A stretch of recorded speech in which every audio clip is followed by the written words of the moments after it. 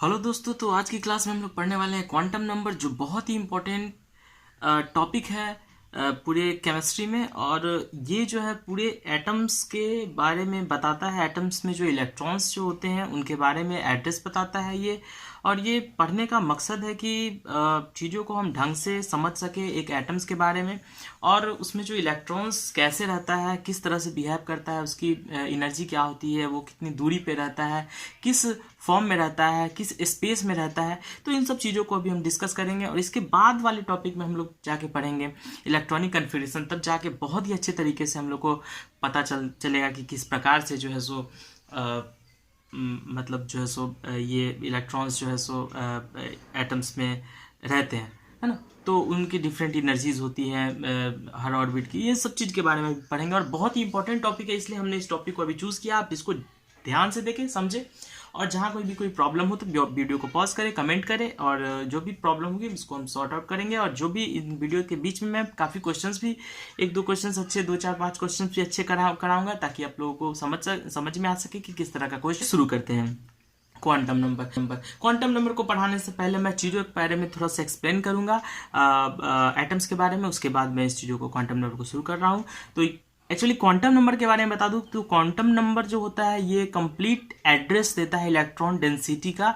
किसी भी एटम्स में जो इलेक्ट्रॉन होते हैं वो इलेक्ट्रॉन किस प्रकार से होते हैं, कहाँ पे होते हैं, कौन से इलेक्ट्रॉन के बारे में चर्चा कर रहे हैं, ये सब कुछ हमको क्वांटम नंबर बताएगा।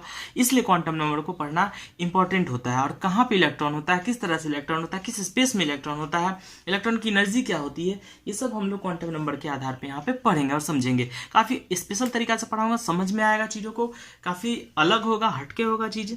चलिए शुरू करते हैं। पहले हम एटम्स के बारे में बता देता हूँ छोटी सी चीज़ें, उसके बाद हम लोग इस चीज़ को आगे बढ़ेंगे। चलिए देखते हैं। पहले एटम्स के बारे में देख लो आप क्या होता है। एटम जो होता है सबसे स्मॉलेस्ट टाइनी पार्टिकल्स जो होते हैं, जिसको हम लोग एटम्स कहते हैं किसी भी एलिमेंट का, ठीक है। तो आप जब देखते हो कि आपको नॉर्मली अगर जूनियर क्लास में बताया गया था तो ये एटम्स के बारे में इस तरह से बताया था कि ये इसके बीच में एक न्यूक्लियस होते हैं, है ना। डिफरेंट अदर फोर्ट ने बोला, है ना, वोर्स ने कहा। तो और उसके आसपास जो होते हैं ऑर्बिट होती हैं, और ऑर्बिट में क्या होते हैं, इलेक्ट्रॉन्स रिवॉल्व करते हैं। बस हम लोग छोटे से क्लास में यही समझे थे कि डिफरेंट ऑर्बिट होती है और डिफरेंट ऑर्बिट पे इलेक्ट्रॉन्स रिवॉल्व करते हैं, है ना। तो बस हम लोग यही समझे थे। लेकिन अभी जो हम लोग क्वांटम नंबर पढ़ने वाले हैं, इसमें जो इलेक्ट्रॉन्स के एड्रेस के बारे में पढ़ेंगे, तो इसमें बहुत सारी चीज़, इसमें डेप्थ है, इस चीज़ों के बारे में हम लोग ढंग से समझेंगे। चलिए शुरू करते हैं। एक्चुअली होता क्या है एटम्स के अंदर। एटम्स के अंदर जो होते हैं वो ऑर्बिट्स होते हैं, जिसको हम लोग सेल बोलते हैं। क्या बोलते हैं? Shell. KLM N so on so forth, इस तरह से सेल होते हैं। पहली बात, इस सेल के अंदर भी, जैसे ये अगर सेल हो गए, अगर ये सेल हो गए, जिसको हम लोग क्या कर रहे हैं, KLMN से डिनोट कर रहे हैं, है ना। तो इस सेल के अंदर भी क्या होते हैं, सब सेल होते हैं। क्या होते हैं? सब सेल, जिसको हम लोग बोलते हैं SP, D और F। ये सब चीज जो है क्वांटम नंबर में हम लोग पढ़ेंगे, ठीक है। क्वांटम नंबर इन चीजों के बारे में काफी बेहतरीन तरीका से बताएगा, ठीक है। तो सबसे बेसिकली क्या होती है, KL, तो इसके 1 2 3 4 नंबरिंग देते हैं, है ना, जिसको हम लोग N बोलते हैं ना। इसको प्रिंसिपल क्वांटम नंबर से हम डिनोट करेंगे। अभी हम जस्ट आ रहे हैं इस चीज़ों के बारे में। जस्ट हम एक छोटी सी बातें समझाना चाह रहा हूँ एटम्स में। आप समझ लीजिए कि जैसे ही एक अगर सेल हो गया, इस सेल के अंदर भी सब सेल है। इस सेल के अंदर क्या है? सब सेल, जो कि हम इसके नीचे दे रहे हैं। पहले क्या हो गया, सेल, उसके अंदर क्या हो गया, सब सेल, और सब सेल के अंदर होते हैं ऑर्बिटल। क्या होते हैं? ऑर्बिटल। तो इन चीज़ों के बारे में हम लोग पढ़ेंगे। ऑर्बिटल हो गए, ऑर्बिटल्स। तो अब ये भी पता चलेगा कि एस के अंदर कितने ऑर्बिटल होते हैं। तो एस के अंदर भी ऑर्बिटल होते हैं। एस के अंदर एक ऑर्बिटल होते हैं, पी के अंदर 3 ऑर्बिटल्स होते हैं, है ना। तो कुछ इस प्रकार से हम लोग ऑर्बिटल्स को दिखाते हैं। डी के अंदर 5 ऑर्बिटल्स होते हैं। ये सब अभी हम लोग जस्ट पढ़ने वाले हैं क्वांटम नंबर में, है ना। 5 ऑर्बिटल इस तरह से करके दिखाते हैं। ये देखने में इस तरह का है तो ये नहीं समझेंगे कि ऑर्बिटल ये है, तो समझाने के लिए बताया जा रहा है। ऑर्बिटल का शेप होता है अलग अलग, डिफरेंट, और सबसेल का भी अलग अलग शेप होता है ना। तो अभी हम लोग देखेंगे। एफ है, एफ में 7 होते हैं ऑर्बिटल, है ना। तो इन चीज़ों को देखेंगे। ये सब क्वांटम नंबर के आधार पर हम लोग चीज़ों को समझ लेंगे। चलिए शुरू करते हैं चीज़ों को, ठीक है। चलिए क्वांटम नंबर शुरू करते हैं, ठीक है। तो 4 क्वांटम नंबर हमारे होते हैं। पहले हो गए प्रिंसिपल क्वांटम नंबर,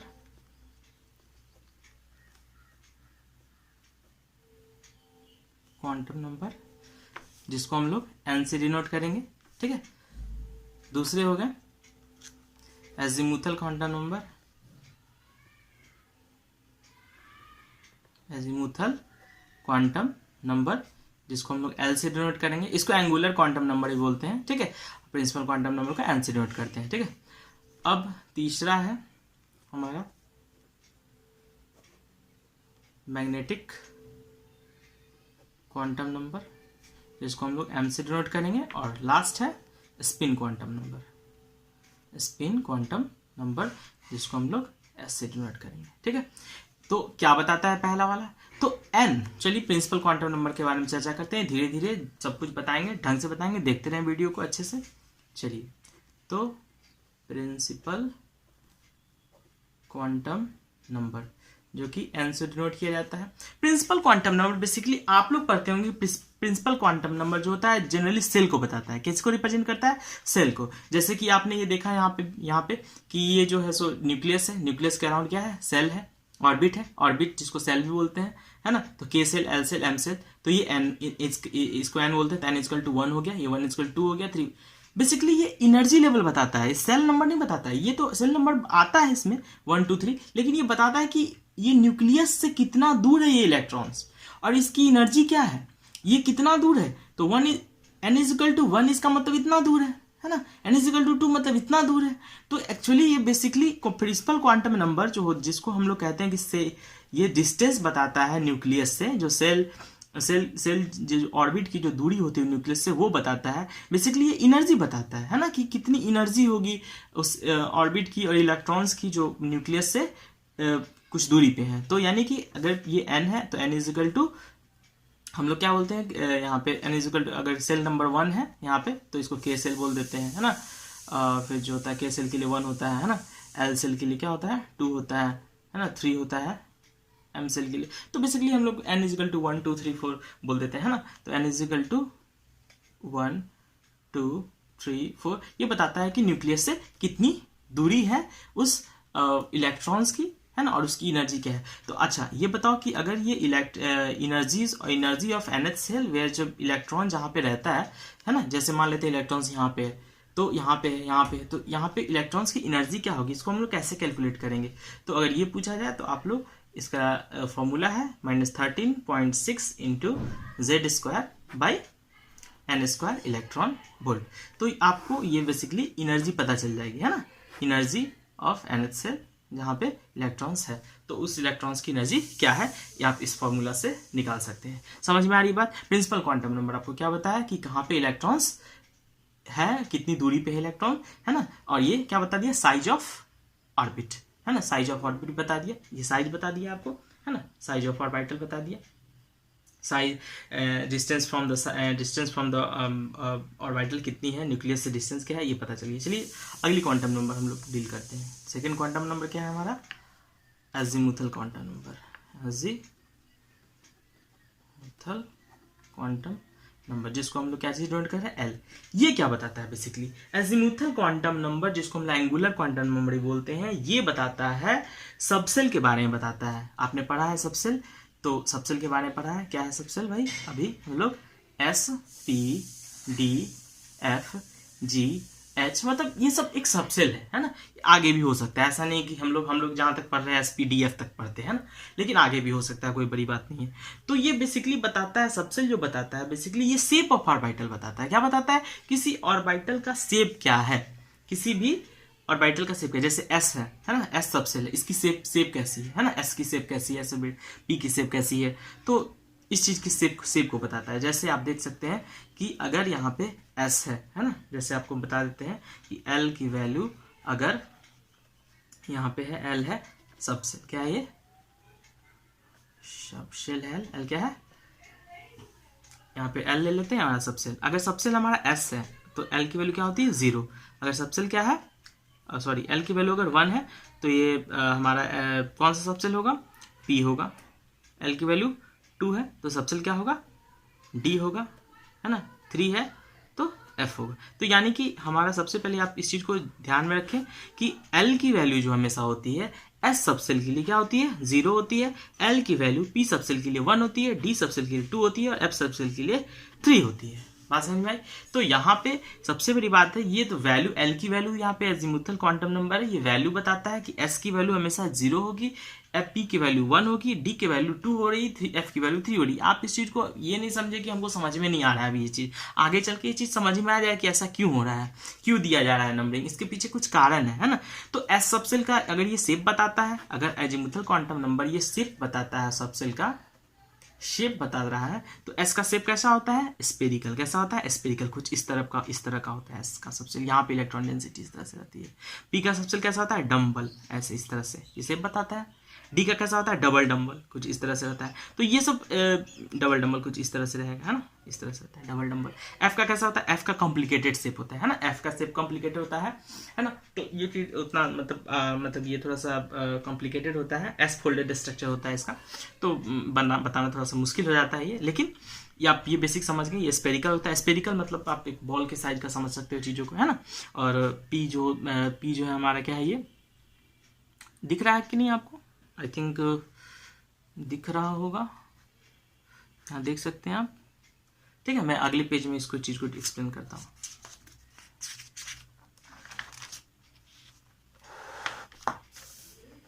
है ना, तो एस का हम क्या बोले हैं कि स्पेरिकल होता है कुछ इस तरह से, ऐसे सबसेल का क्या होता है शेप स्पेरिकल होता है। पी का कैसा होता है, पी सबसेल का ये डम्बल टाइप होता है। और डी का कैसा बताया हमने, डी सबसेल का डबल डम्बल होता है इस तरह से और इस तरह से। एफ का क्या होता है कॉम्प्लिकेटेड होता है, वो चीज़ जो थोड़ा सा बनाना मुश्किल हो जाता है ना, एक फोल्डेड शेप होता है इसलिए बनाना मुश्किल होता है। चलिए अब हम लोग यहाँ पे पता चला कि अजीमुथल क्वांटम नंबर क्या बताता है, तो शेप बताता है ना, कि जो हमारा सबसेल होता है उसके बारे में बताता है और उसकी शेप के बारे में बताता है। तो पता चल रहा है कि क्वांटम नंबर पढ़ने के बाद कि सबसेल्स के बारे में पता चल रहा है, सेल के बारे में पता चल रहा है, उसके शेप के बारे में, सबसेल के शेप के बारे में पता चल रहा है। अब यहाँ तक हम लोग पढ़े हैं एन और एल पढ़े हैं, यानी कि प्रिंसिपल क्वांटम नंबर पढ़े हैं एन और या क्या पढ़े हैं एल पढ़े हैं, ठीक है। तो अगर अभी हमने क्या चर्चा किया कि किस तरह से जो है सो मतलब ये एन और एल में क्या मतलब एल क्या है एन क्या है, इन दोनों में रिलेशन क्या हो सकता है। तो चलिए अभी रिलेशन देखते हैं। एन, अच्छा ये बताइए एल की वैल्यू अगर एन की वैल्यू 1 होगी तो एल की वैल्यू क्या होती है 0। तो ये हम बता देते हैं पहले, जो एल की जो वैल्यू होती है ये 0 और एल की वैल्यू होती है 0 से एल की जो वैल्यू होती है 0 से स्टार्ट होती है, 0 से जीरो हो सकती है, 0 से 0 हो सकती है, एल की वैल्यू 0 से ज़्यादा हो सकती है और यहाँ पे एन से हमेशा कम होगा। यानी कि एल की वैल्यू जो होगी हमेशा एल की वैल्यू एन से 1 हमेशा कम होगी। जैसे देखिए यहाँ पे देखिए अगर एन 1 है तो एल क्या है 0। तो ये चीज़ आप ध्यान में रखेंगे कि एल की वैल्यू हमेशा एन से 1 कम होती है। तो एन की वैल्यू अगर 1 है प्रिंसिपल क्वांटम नंबर और ये अजीमुथल क्वांटम नंबर, तो एन की वैल्यू 1 है तो एल की वैल्यू क्या होगी 0। तो ये सबसेल कैसा है, एल में कैसा सबसेल है 0 है, तो सबसेल कैसा है यहाँ पे सबसेल लिखते हैं हम, ठीक है। तो सबसेल एस सबसेल होता है, ठीक है, एस सबसेल है। तो आपको पता है इसका शेप कैसा है, तो स्पेरिकल शेप है, ये भी पता है। तो चलिए अब देखिए यहाँ पे, तो यहाँ पे एस सबसेल है, तो हम लोग जो यहाँ पे जो रिप्रेजेंट कर सकते हैं, इसको कैसे रिप्रेजेंट कर सकते हैं 1s करके रिप्रेजेंट कर सकते हैं इस तरह से 1s।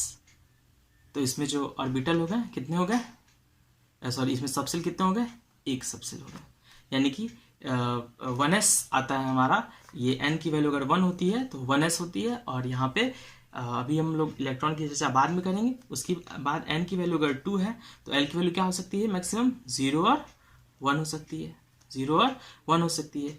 तो इसमें क्या होगी, तो 0 1 है तो s की वैल्यू 0 के लिए s होती है और 1 के लिए क्या होती है p होती है। तो यहाँ पे क्या होती है 2s और 2p। देखिए यहाँ पे 2s और 2p दोनों, यानी कि सेकंड वाले सेल में ये क्या बता रहा है, ये सेल, ये बता रहा है सेल, ये वाला सेल, ये चीज सेल बताता है। यानी कि फर्स्ट सेल में क्या होती है 1s, सेकंड सेल में क्या होता है 2s एंड 2p। अभी समझ लो 2s और 2p सेकंड सेल में आ रहा है, क्यों आ रहा है यहाँ पे देख रहे हो सिस्टम। फिर थर्ड सेल में क्या होता है, अगर n की वैल्यू 3 है थर्ड सेल में, तो l की वैल्यू हमेशा क्या बताया हमने 0 और n से 1 कम। तो यानी कि 0 1 और 2 तक जाएगा। ठीक है, तो यहाँ पे सबसेल क्या क्या होगा, यहाँ पे एस पी और 2 के लिए क्या हो जाएगा डी एस की। तो यहाँ पे यानी कि थर्ड वाले सेल में कितने होते हैं सबसेल, एस। जब n की वैल्यू 1 है तो सबसेल क्या होंगे, सिर्फ s ही होंगे। क्यों हो रहे हैं, यहाँ पे दिख रहा है सिस्टम। सेकेंड सेल में क्या क्या कितने सबसेल होते हैं, s और p दोनों होते हैं। थर्ड वाले सेल में l की वैल्यू 0 और 1 2 होगी, इसलिए क्या होंगे सबसेल कितने होंगे, s p d होंगे। तो यहाँ पे स्टार्ट क्या होगी 3s 3p और 3d, यानी कि थर्ड वाले सेल में 3s 3p 3d सब होंगे। अच्छा, फोर्थ में चलते हैं, तो फोर्थ में 0 1 2 3 है ना, एल की वैल्यू कम, एन से एक कम, तो इसमें सबसे होंगे एस पी डी और एफ भी होंगे, यानी कि 4 जो है 4s, यानी कि जो आपका जो फोर्थ सेल है उसमें एस पी डी और F, S P 4s 4p 4d और 4f ये सारे कंटेन करते हैं, सारे सबसेल फोर्थ सेल जो है वो कंटेन करते हैं। आप समझ में आ रहा है ना कि कौन से सेल जो है कितने सबसेल कंटेन कर रहे हैं। तो फर्स्ट वाले सेल 1s कंटेन कर रहे हैं। ये जब हम इलेक्ट्रॉनिक कन्फ्यूजन पढ़ाएंगे उसमें ये पता चल जाएगा आपको कि ये सब क्यों हो रहा है, ये सब क्या आ रहा है ना। तो फर्स्ट वाले सेल में इसमें भी जो ये जो सेल सब है, ये जो सेल है एक्चुअली ये तो बताने के लिए समझा रहा हूँ, ऐसा है ये तो 3D शेप में होता है, तो इसका शेप होता है अलग अलग तरीके से, उसको कॉम्प्लिकेटेड होता है ना। 3D में होता है, इमेजिनेशन पे सारा चीज बेस्ड, तो आपको समझाने में मदद मिलेगी, इसलिए हमने ऐसे चर्चा किया। तो आप इसको देख सकते हैं, ये 4s है 4p है 4d है 4f है, यानी कि फोर्थ वाले सेल में जो सबसेल होंगे वो spdf होंगे। थर्ड वाले में देख रहे हैं 3s 3p 3d होंगे, और सेकेंड वाले सेल में 2s 2p होंगे, और फर्स्ट वाले सेल में s होंगे। अच्छा, तो यहां से एक मेरे पास एक टर्म आया कि भाई कि नंबर ऑफ सेल क्या आया, नंबर ऑफ सेल बराबर क्या हो गया, number of subshell in a shell, यानी कि नंबर ऑफ सेल, यानी कि फर्स्ट नंबर ऑफ सेल में कितने नंबर ऑफ सबसेल हैं एक सेल में, तो एक। सेकेंड वाले सेल में कितने हैं, तो number of subshell in a shell, मतलब वो बराबर है। क्या है वो, बराबर, यानी कि एक पहले वाले में एक सबसेल, दूसरे वाले में 2 सबसेल, तीसरे वाले में 3 सबसेल, चौथे वाले में 4 सबसेल। बात समझ में आ रही है, आशा कर रहा हूँ सब आप समझ रहे होंगे। चलिए आगे चलते हैं। तो ये टॉपिक समझ में आया कि नंबर ऑफ सेल बराबर नंबर ऑफ सबसेल, और यहाँ पे एजीमुथल क्वांटम नंबर के बाद हम लोग अब पढ़ेंगे मैग्नेटिक क्वांटम नंबर। ठीक है, तो चलिए, हाँ एक बात और कि आप ऑर्बिटल एंगुलर मोमेंटम निकाल सकते हैं। ठीक है, ऑर्बिटल एंगुलर मोमेंटम निकाल सकते हैं। उसका फॉर्मूला होता है h/2 into root under l into l+1। ठीक है, l की मदद से आप, है ना, ये h प्लैंक्स कांस्टेंट है, ये 2 पाई है, पाई की वैल्यू 22/7 होती है ना, और l root under l into l+1। आप इससे जो है ऑर्बिटल एंगुलर मोमेंटम निकाल सकते हैं l की वैल्यू से। चलिए ठीक है, आगे हम लोग चलते हैं थर्ड पे। यह है मैग्नेटिक क्वांटम नंबर। ये क्या बताता है मैग्नेटिक क्वांटम नंबर, जिसको हम लोग एम से डिनोट कर रहे हैं। बेसिकली ये बताता है ओरिएंटेशन ऑफ ऑर्बिटल। क्या बताता है, ओरिएंटेशन ऑफ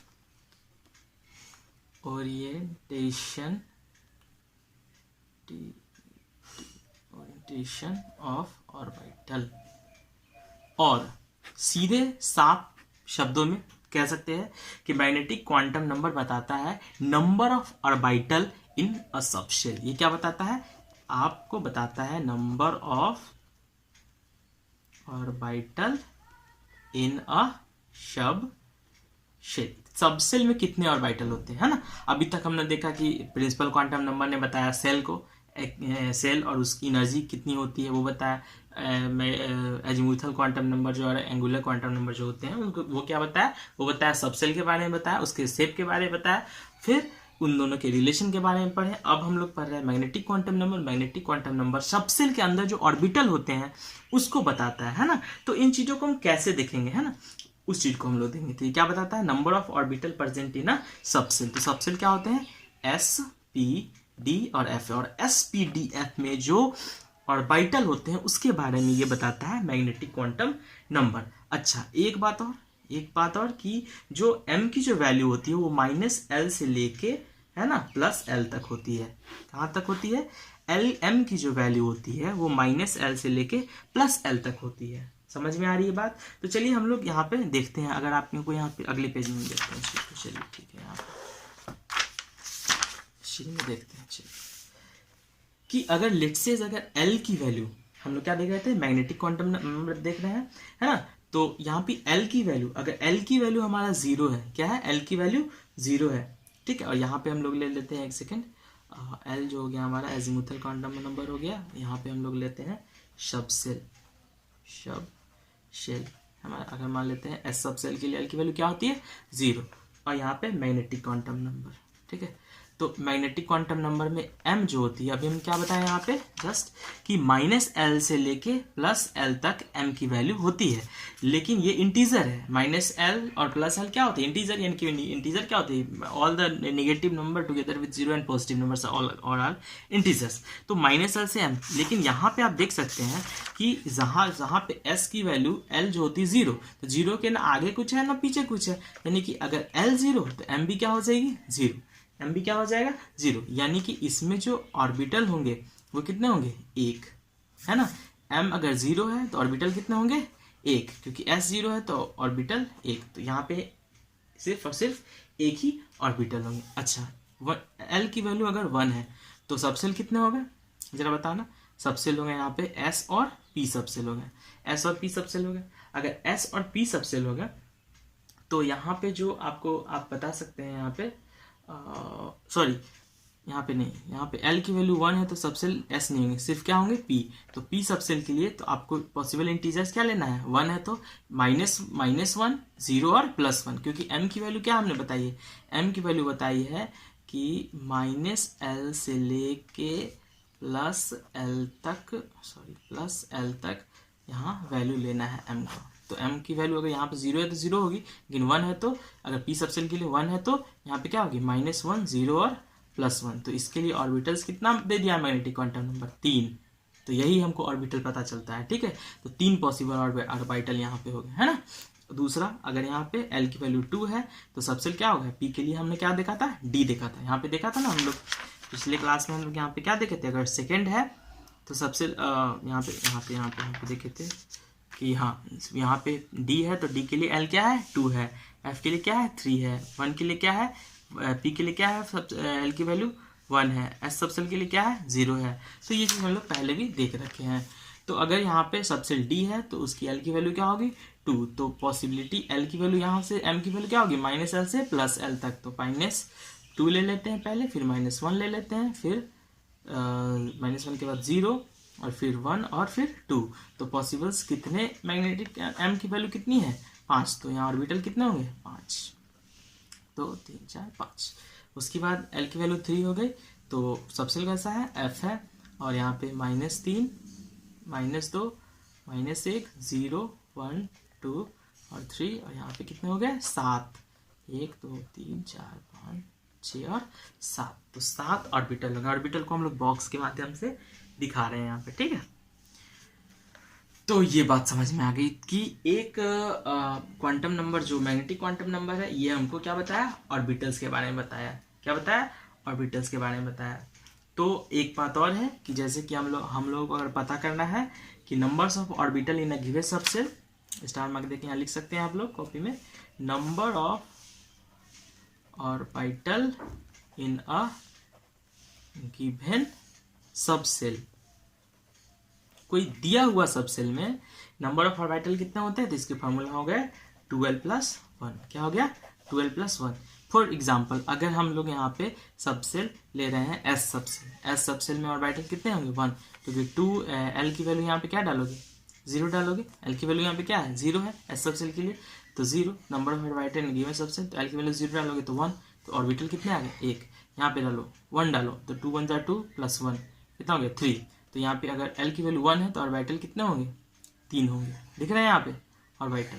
फिर यहाँ पे एल की वैल्यू अगर 2 डालोगे तो यहाँ 2 दूना 4 और 1 5, यानी कि ऑर्बिटल 5। यानी कि किसी भी सबसेल किसी भी ऑर्बिटल में है ना, किसी भी orbital number of orbital number of orbital in a given subshell, किसी भी सबसेल में जो ऑर्बिटल की संख्या है ये 12+1 फार्मूला से आप निकाल सकते हो है ना। जैसे एफ में पूछ दिया तो क्या करोगे, सीधा सोचोगे। वैसे तो आपको पता है कि एफ में ऑर्बिटल होती है 14 है ना, याद भी रहेगा, इसकी कोई बहुत बड़ी चीज़ नहीं है। एस में 1 होती है, पी में 3 होती है, डी में 5 और एफ में 14। बात समझ में आ रही है कितने, यहाँ 1, यहाँ 3, यहाँ 5 और यहाँ पे 7। तो 14 नहीं 7। तो यहाँ पे ये समझ में आ गई बात, समझ में आ गई बात। तो चलिए अगर हम एक जस्ट एक क्वेश्चन अगर लेते हैं यहाँ पे है ना, तो कैसे पता चलेगा। अच्छा एक बात और कि जैसे मान लेते हैं कि क्वेश्चंस है ना, ये क्वेश्चंस लेते हैं, यहाँ पे बोल रखे हैं हमने क्वेश्चन लेना है। तो अगर मान लेते हैं कि अगर फोर्थ सबसेल में कितने टोटल ऑर्बिटल्स होंगे, अगर फोर्थ सेल में है ना, नंबर ऑफ फाइंड, अगर क्वेश्चन है हमारा let's say find the number of orbital in fourth shell, fourth shell में या फोर्थ ऑर्बिट में कितने टोटल नंबर ऑफ कितने क्या है, लेट्स से हमको फाइंड करना है फोर्थ सेल में कितने ऑर्बिटल है। तो कैसे फाइंड करेंगे, तो हम लोग यहाँ पे एक चार्ट बनाते हैं, आप लोग देख सकते हैं, शायद दिख रहा होगा, नहीं दिख रहा तो हम इस पेज में लेते हैं। चलिए कि क्वेश्चन है हमारा find the number of orbital in fourth shell. तो number of orbital fourth shell में लेना है, तो एन की वैल्यू क्या हो गई 4, एन की वैल्यू क्या हो गई 4। अच्छा हमको ये एन की वैल्यू 4 हो गई, तो इसके लिए पॉसिबल एल की वैल्यू क्या हो सकती है, तो एल की वैल्यू हो सकती है 0 1 2 3, हम लोग देख रखे हैं। अच्छा एल की वैल्यू ये होगी। अच्छा एल के बाद क्या है एम है, तो एल की वैल्यू एल किसके लिए, एस के लिए, ये पी के लिए, ये डी है और ये एफ के लिए। तो आपको पता है कि एम की वैल्यू क्या होगी। अच्छा ये पता है ना कि एस का है ये, पी का है ये, डी का है और ये एफ के लिए, ठीक है। तो एस के लिए एम के कितने बॉक्स बन जाते हैं यहाँ पे, क्योंकि एम की वैल्यू क्या होती है -L से लेके +L तक एम की वैल्यू होती है। तो यहाँ पे कितने बॉक्स बने, एक बॉक्स बनेंगे, क्योंकि इसकी एम की वैल्यू 0 होगी। यहाँ पे एम की वैल्यू क्या होगी -1 0 और 1 होगी, तो यहाँ पे कितने बॉक्स बनेंगे 3 बॉक्स बनेंगे। यहाँ पे डी में क्या होता है -2 है तो -2 और -1 0 1 और 2 दिख रहा होगा आपको। तो यहाँ पे क्या हो गया बॉक्स 5 बनेंगे, ठीक है, 1 2 3 4 और 5। और यहाँ पे उसी तरह से -3 -2 -1 0 1 2 3, यहाँ पे कितने बॉक्स बन गए 7, 1 2 3 4 5 6 7, 1 2 3 4 5 6 और ये 7, तो 7 बॉक्स हो गए।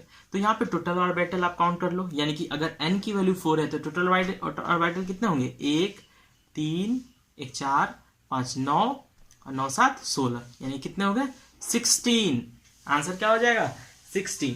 तो total number of orbital in a fourth subshell is equal to, answer क्या हो जाएगा हमारा 16।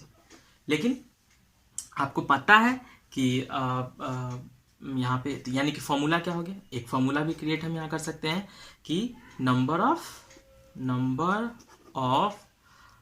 Orbital in a given shell बराबर क्या हो जाएगा n², यानी कि जितना है उसका स्क्वायर हो जाएगा। समझ में आई बात कि number of orbital in a given shell बराबर क्या हो गया n²। आप समझ रहे हो मेरी बात को कि number of orbital in a given shell is equal to n²। समझ में आ रही होगी बात, आशा करते हैं। चलते हैं अगले टॉपिक की तरफ। तो चलिए हम लोग अगला नेक्स्ट क्वांटम नंबर क्या है हमारा, spin quantum number, fourth quantum number ये स्पिन क्वांटम नंबर। बाकी 3 क्वांटम नंबर हम लोग स्क्रॉडिंजर वेव इक्वेशन से निकाले हैं, और ये स्पिन क्वांटम नंबर उससे नहीं आया है, लेकिन ये इसको भी हम लोग पढ़ेंगे जो इम्पोर्टेंट है। तो स्पिन क्वांटम नंबर, स्पिन का मतलब डिफरेंट रोटेशन, डिफरेंट ओरिएंटेशंस, ठीक है। तो rotation about its own axis ये बताता है स्पिन क्वांटम नंबर, है ना। ये बताता है कि मूवमेंट्स ऑफ इलेक्ट्रॉन्स, जो किसी भी, अभी तक हमने पढ़ा, क्या पढ़ा, अभी हमने पढ़ा कि एन क्या था, सेल, सेल के बाद क्या पढ़ा था, एल, इसके अंदर जो होते हैं सब सेल, सब सेल के बाद क्या पढ़ा था, एम, मतलब सब सेल के अंदर ऑर्बिटल। अब ऑर्बिटल जो इस तरह का आप लोगों ने देखा, इस ऑर्बिटल्स के अंदर क्या होते हैं, इलेक्ट्रॉन्स होते हैं। क्या होते हैं, इलेक्ट्रॉन्स।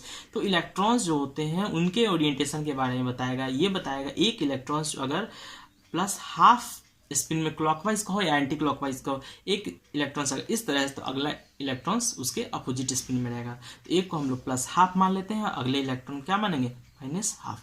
तो ये ओरिएंटेशन हो गया इलेक्ट्रॉन्स का। जो स्पिन क्वांटम नंबर है वो ओरिएंटेशन बताता है। ये बोलता है कि एक इलेक्ट्रॉन्स किसी ऑर्बिटल में, अभी तक हम ऑर्बिटल मैग्नेटिक क्वांटम नंबर पढ़ चुके हैं, उस ऑर्बिटल में दो इलेक्ट्रॉन्स होते हैं, वो अपोजिट स्पिन में होते हैं। ठीक है, ये चीज तो नहीं बताया था, ये सिर्फ बताया था कि इलेक्ट्रॉन्स जो होते हैं वो जो हमेशा होते हैं वो अपोजिट स्पिन में होते हैं। ठीक है, इसको पढ़ने के बाद हम लोग पढ़ेंगे, ये यही क्वांटम नंबर था, स्पिन क्वांटम नंबर, कुछ खास नहीं ज्यादा, बस कि एक ऑर्बिटल में जो इलेक्ट्रॉन्स जो होते हैं ऑर्बिटल में, बस ये बताया था, वो अपोजिट स्पिन में होते हैं, एक प्लस हाफ क्लॉकवाइज और एक माइनस हाफ एंटी क्लॉकवाइज। चलिए, अब इसके बाद एक टॉपिक आता है जो इंपॉर्टेंट है इसके साथ पढ़ना, वो क्या है, पॉली एक्सक्लूशन। क्या है, पॉली एक्सक्लूशन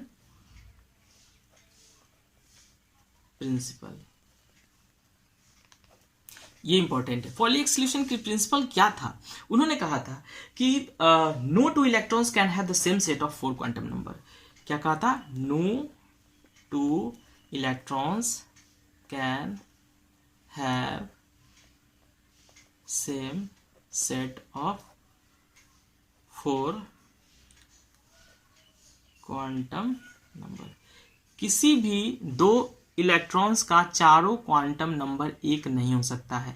आपको ये चीज समझ में नहीं आई होगी, आपको ये चीज समझ में नहीं आई होगी कि इन्होंने क्या कहा। ठीक है, एक बात और कहा गया है कि only 2 electrons with opposite spin in N orbital can have, यानी कि पॉली एक्सक्लूशन प्रिंसिपल ने यह भी कहा कि एक ऑर्बिटल में 2 ही इलेक्ट्रॉन होंगे और दोनों अपोजिट स्पिन में होंगे, एक प्लस हाफ में होंगे और एक माइनस हाफ में होंगे। ये बात तो समझ में आ गई आसानी से, अर्थात ये यही एक्चुअली ये भी कहा था, लेकिन ये बात जो है ये बात, इस बात का भी मतलब है जो आप समझ नहीं पा रहे हो ढंग से। ठीक है, इस चीज को मैं बताता हूं अभी। और दूसरी बात क्या है हमारा, ठीक है, दूसरी बात जो दूसरी बात जो है सो ये है कि एक ऑर्बिटल्स में मैक्सिमम 2 इलेक्ट्रॉन्स होंगे और दोनों अपोजिट स्पिन में होंगे। क्या हो गया, ओनली, लिख लें आप इसको, only 2 electrons with opposite spin in an orbitals can have, है ना, आप बोल सकते हैं डिफरेंट लैंग्वेज में, in an orbitals maximum 2 electrons can have in opposite spin. चलिए ठीक है, तो इस चीज को समझेंगे। No 2 electrons can have same set of 4 quantum number. जैसे कि 4 क्वांटम नंबर है, एन है, एल है, एम है और एस है, तो किसी भी 2 इलेक्ट्रॉन्स के चारों क्वांटम नंबर सेम नहीं हो सकते हैं। जैसे एन के लिए अगर लेट से अगर हम पहले सेल में बात करते हैं तो एस की, एल की वैल्यू क्या होती है 0, एम की वैल्यू क्या होगी वहां 0, लेकिन एस की वैल्यू क्या होगी प्लस हाफ, क्या होगी प्लस हाफ। यहाँ पे देखो एन की वैल्यू 1, फिर से पहले सेल में एक इलेक्ट्रॉन्स के लिए, है ना, एक इलेक्ट्रॉन्स के लिए एन की वैल्यू 1 हो सकती है, एल की वैल्यू 0 हो सकती है ना, एम की वैल्यू भी 0 हो सकती है, लेकिन इसकी एक अलग जो क्वांटम नंबर है वो माइनस हाफ हो गई। यानी कि आप देख रहे हो कि 3 क्वांटम नंबर तक तो सेम है। एक किसी भी 2 इलेक्ट्रॉन्स की 3 क्वांटम, पहला इलेक्ट्रॉन और ये दूसरा इलेक्ट्रॉन के लिए है, क्वांटम नंबर है ये, है ना, तो पहले 1 2 3 1 2 3 3 क्वांटम नंबर तक सेम है। तो कह रहा है कि 4th क्वांटम नंबर जो होगा वो सेम नहीं होगा। तो 4th क्वांटम नंबर यहाँ प्लस हाफ है, यहाँ माइनस हाफ है, सेम नहीं है। ठीक है, तो इस आधार पे सिर्फ 2 ही इलेक्ट्रॉन रह सकती है, उसके ज्यादा नहीं रह सकती। और ये बात कहने का मतलब यही था कि किसी भी 2 इलेक्ट्रॉन्स का चारों क्वांटम नंबर सेम नहीं होता है। ठीक है, और दोनों अपोजिट स्पिन रहते हैं और एक बॉक्स होते हैं। आप समझ गए मेरी बातों को, आशा करते हैं आप समझ गए उन चीजों को। ठीक है, तो ये बात अब समझ में आ गई कि एक बॉक्स में कितने इलेक्ट्रॉन होते हैं, एक ऑर्बिटल में मैक्सिमम 2 इलेक्ट्रॉन होते हैं। चलिए एक सवाल आपके सामने तुरंत मैं कह रहा हूँ, डाल रहा हूँ इस चीजों की, इस बेस पे सवाल। तो बताइए, सवाल क्वेश्चन ये है, find the number of electrons present in second shell ठीक है, आपको बताना है कि कितने होंगे number of electron in second shell. तो आप इसको कैसे चेक करोगे, हमने बताया कि नंबर ऑफ इलेक्ट्रॉन, पहले हमने क्या बताया, एन की वैल्यू क्या है, सेकेंड सेल है, एन की वैल्यू क्या होगी यहाँ पे 2, तो एल की पॉसिबल वैल्यू क्या हो सकती है, एन की वैल्यू अगर 2 है तो इसमें एल की पॉसिबल वैल्यू होगी 0 और 1, 0 और 1। आप देख सकते हैं यहाँ पे एन की वैल्यू अगर 2 है तो पॉसिबल वैल्यू 0 और 1 है, और एम की वैल्यू क्या हो गई हमारे यहाँ पे, तो 0 है तो ये 0 हो सकती है, और ये क्या -1, 0 और क्या हो गई +1। तो यहाँ पे एस स्पिन क्वांटम नंबर आपको अभी हम पढ़ा रखे हैं, तो एक एस की वैल्यू 0 है, तो यहाँ पे जो मैक्सिमम नंबर ऑफ इलेक्ट्रॉन्स होंगे कितने हो सकते हैं, एक में 2 हो सकते हैं। यहाँ पे 3 बॉक्स आता है ना, तो 1 2 3 4 5 6, ठीक है। पेयरिंग बाद में स्टार्ट होता है, पहले सिंगल इलेक्ट्रॉन फील्ड होता है, बाद में पेयरिंग स्टार्ट होता है, ये हर्ट्ज रूल है, ठीक है। तो ये सब लोग बाद में पढ़ेंगे फिर। तो आप बताओ यहाँ पे कि अगर यहाँ पे सेकेंड सेल है तो नंबर ऑफ इलेक्ट्रॉन टोटल कितने हैं सेकेंड सेल में, तो यहाँ पे ये एस सब सेल है और ये पी सब सेल है। तो एस में 2 इलेक्ट्रॉन, पी में 6 इलेक्ट्रॉन, तो 6 और 2, 2 और 6 कितने हो गए टोटल 8, टोटल 8 इलेक्ट्रॉन्स। तो कितने हो गए टोटल इलेक्ट्रॉन्स, 8 इलेक्ट्रॉन्स। तो इसका एक जनरल एक कॉमन सा फार्मूला है, तो ये फार्मूला क्या है, तो फॉर्मूला है आपको अगर पूछे कोई बोलेगा कि फोर्थ सबसेल में मैक्सिमम नंबर ऑफ इलेक्ट्रॉन कितने होते हैं तो आसानी से फार्मूला पे बना लो। फार्मूला है 2n²। ऑर्बिट्स का दोगुना होता है, क्योंकि यहाँ पे देखिए सॉरी ऑर्बिटल का दोगुना, आप अभी हमने थोड़ा देर पहले पढ़ा था कि n² क्या है, नंबर ऑफ ऑर्बिटल, और इसका दोगुना क्योंकि एक ऑर्बिटल में कितने इलेक्ट्रॉन, 2 इलेक्ट्रॉन, तो आप इसके लिए 2n² बोल दोगे, है ना। तो 2n² इसका क्या हो गया formula, 2n² is the number of electron present in a given orbit और सेल। किसी भी गिवन ऑर्बिट और सेल में number of maximum number of electrons कितने हो सकते हैं, 2n²। मैक्सिमम नंबर कितने हो सकते हैं, 2n²। तो maximum number of electron 2n² होंगे, और n² क्या है, ये total number of orbital in a shell, ठीक है, कितने ऑर्बिटल हो सकते हैं। चलिए, तो ये समझ में आई बात, आशा करते हैं इन चीजों को आप समझ रहे होंगे अच्छे से। तो चलिए सवाल करते हैं, कुछ इंपॉर्टेंट सवाल जो पूछे जा सकते हैं एग्जाम में। तो चलिए ये है सवाल नंबर ये first, find the number of electrons for which n is equal to 2, s is equal to +½ और m is equal to 0।